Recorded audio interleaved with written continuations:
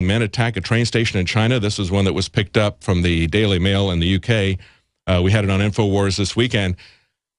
When I went to China with my family to adopt my daughter, we made the mistake of trying to travel internally in the country on a train. We were concerned about we'd heard a lot of tales about the very small planes, the puddle jumpers that went internally between the different cities. And although the train service going between Guangzhou and Hong Kong is the finest that you'll see in the world, it's the equivalent of the best trains in Europe, the trains going within the country is a very different story. And when we decided that we wanted to take the train, they tried everything they could at the adoption agency to talk us out of it. But we were dead set that we really didn't want to fly. So when we took this train, they actually bought tickets so they could escort us physically onto the train. They bought tickets to go where we were going. They were so concerned about safety at the train station. And when we got there was this large loudspeaker that was broadcasting stuff in Chinese, a mass of people. You just cannot imagine how many people you see on the streets, especially someplace like a train station in China. And they were broadcasting on this loudspeaker. It was a blue and white thing. We could tell it was the police. And we asked our translator what they were saying. And they said, well, they're telling us how many people were killed here last week. And I said, wow. I said, I don't see any police. And they go, oh, no. The police are too afraid to come here. They just broadcast messages warning you how dangerous this place is. So they escorted us onto the train. But this is an example of how government fails. When government is no longer concerned to protect the people, it just continues to get worse and worse and worse. We've seen this for a very long time in America, where the police make it very clear, courts have made it very clear, that they're not there to provide security to you or protection. They're there to enforce policies. This is the logical end of where this all happens. And of course, the people there in China are disarmed. And so if you've got a bunch of knife-wielding thugs coming through, it's a question of strength. It's a question of who's got the knives. Guns are an equalizing factor for the population. We've seen some police chiefs, like this one police chief who is now the police chief in Detroit. He came to this conclusion. He was a police officer in California. He was all for gun control. He got converted when he went to Maine and saw that he had a lot of farmers that were licensed to carry guns, that had guns, that they were widely used, very low crime. He saw the sense of that, and now he sees the sense of it in Detroit. And then we had this case just a week or two ago where a lady whose house was broken into many times fought off some attackers who were trying to do a home invasion into her house. She fought them off with a gun. It's the equalizer. The gun is an equalizer for someone who is a female, someone who is weaker than someone else, someone who doesn't know martial arts. It's a way that you can equalize it. It's a very important thing. It's one of the reasons we need to have it. Another reason we need to have it is so that we don't have a tyrannical government. I don't know if you're a Prison Planet TV subscriber. If you aren't, you ought to be. Last week, I talked to the Ukraine Right to Keep and Bear Arms Foundation. Actually, it's a Ukrainian Gun Owners Association. I talked to him, and the quote that stuck out the most for me from that interview was, he said, if you lose your guns in America, you will wind up like the Ukraine. That's right, you're going to be stuck between oligarchs and globalist bankers, and you're not going to know who the players are. You're just going to have endless corruption. Nothing will happen. The government will not be afraid of you. That's the situation that's in the Ukraine. The people took to the streets about the corruption. Of course, there's other elements that are being involved there, and we know that there's a Western influence in there that's trying to undermine and trying to create tension. And of course, there's a lot of things that the military-industrial complex would like to see come out of this. Maybe they don't want a war. Maybe they just want another Cold War where they can ramp up the military spending like they had before the Soviet Union lost its credibility as a threat in 1989. Here's some other articles that we're coming to. 1/3 of Americans say that Obamacare had negative personal impact.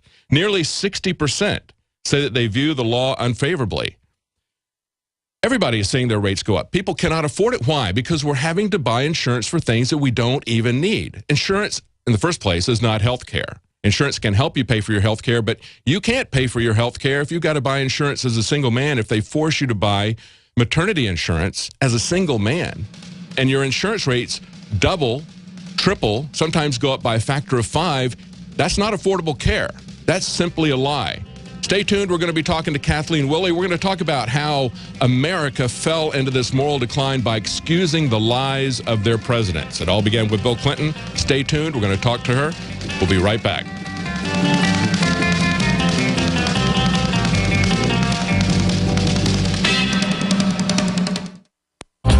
Has the perfect piece of gear for your bushcraft pack or bug out bag. CanteenShop.com. Want to be able to start a fire in any weather? CanteenShop.com. Need a well-built handcrafted knife that'll be passed down for generations? Get to CanteenShop.com for the best selection of high-quality hand-picked gear from over 20 small U.S. businesses and big-name brands to bring you the best that the bushcraft survival world has to offer. CanteenShop.com. What's missing? What's missing from your kit? We the people grow cotton, weave fabric, engrave ink, embed strips and fibers to protect from counterfeit and carting to a private bank, having it lent back at interest, forcing taxes to service debt. This capitalism, or was Jefferson correct when stating a central bank issuing the public currency is a greater menace to the liberties of the people than a standing army? Ted Anderson, I'm placing a free silver dollar in a book that explains our monetary system. Call for your copy, 800-686-2237. It's time to understand the system. Call 800-686-2237. That's 800-686-2237. It's very easy to be a criminal. All you need to burglarize a home is one simple household tool, a pair of scissors. If your home security system can be compromised by a criminal using scissors, then you're making it easy for them. Almost every home security system, even though sold by big-name companies, has a weakness: the phone line. You shell out $1,500, get locked into a long-term contract, and think you're safe. But a burglar can destroy your alarm in seconds with one snip. And when a burglar cuts your phone line, you're defenseless.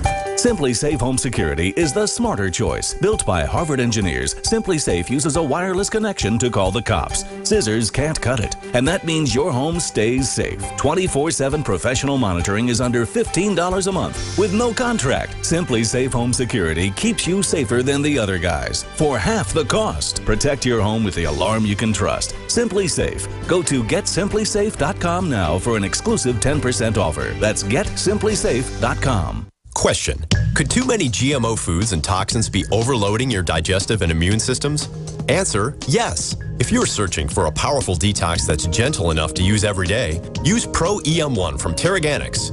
Pro-EM1 is a powerful liquid probiotic that uses good bacteria to suppress pathogens and gently eliminate toxins from your body. A healthy digestive system will cleanse and remove toxins, support weight loss, improve absorption of food nutrients, and aid in controlling yeast and other infections. Pro-EM1 is made with only non-GMO and certified organic ingredients, has no preservatives, and is dairy, soy, wheat, and gluten-free. Pro-EM1 is the key to your digestive health. Order Pro-EM1 Daily Probiotic Cleanse at Teraganix.com, spelled Teraganix.com, or call toll-free 866-369-3678. That's 866-369-3678. Also available through Amazon Prime. Pro-EM1 from Teraganix. Life's getting better.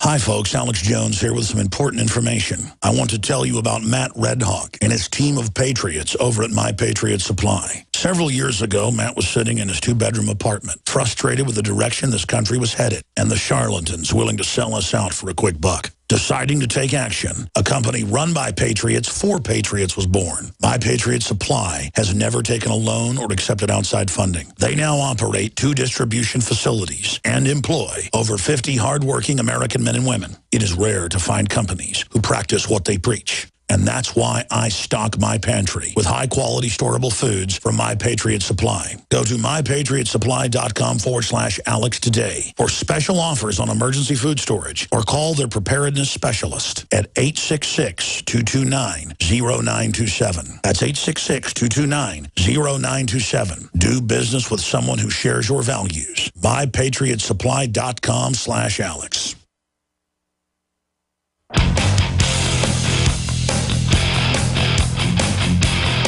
You take a mortal man and put him in control.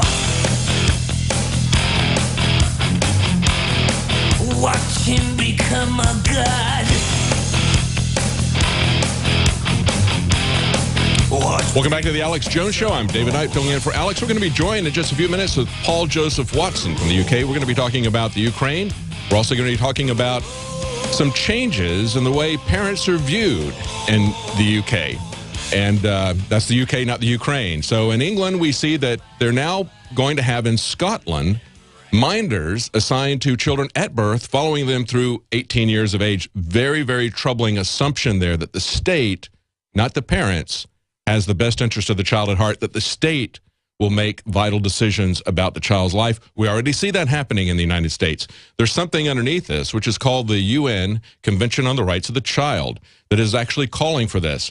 Now, the United States has not become a signatory to that treaty yet, but most other countries have, and we can see that in the UK, as the mayor of London is now talking about removing children if they think that their education is too radical. That's a very troubling thing. I can tell you as someone who homeschooled that my children got a radically different education than they would have gotten. They got a very different version of history, as you can imagine, than they would have gotten in the schools. Very different political perspective. That's okay. We ought to be able to have diversity in America. We ought to be able to discuss ideas openly. We shouldn't have a situation where the government shuts that down. So we're going to be talking to Paul Joseph Watson. We're also going to have Anthony Gucciardi on in the show, and Kathleen Willey, one of the women that was sexually assaulted or attacked by Bill Clinton. She wants to give us her perspective on Hillary Clinton. This is all brought up again because Hillary Clinton looks like she's going to be running in 2016, looks very much like the front runner. There's a question of character. Does character matter anymore? I think if we look at the what's happened in America under the Bush regime, you know, if somebody can lie under oath, as Bill Clinton did, and people give him a pass, his popularity goes up, I think that tells us something. It tells the leadership something, doesn't it? It tells them that they can get away with lying. And then after that, we saw a president lie about weapons of mass destruction and get us into a major war. Now we see a president who lies about indefinite detention without trial by the military. Says, oh, I don't want to do that. I'm not going to sign that. Signs it on midnight, at New Year's Eve, late at night. Says, don't worry, I'm not going to use it. So I guess we can trust him after he's lied to us twice already on that. We see him using the IRS and the FBI against his political enemies and doing it openly, continually to do it after it's been exposed. See, Nixon and other presidents have done it, but they've done it covertly. When they did it and got caught, they got impeached. They got thrown out of office. Actually, Nixon resigned because the handwriting was on the wall. He was going to get thrown out.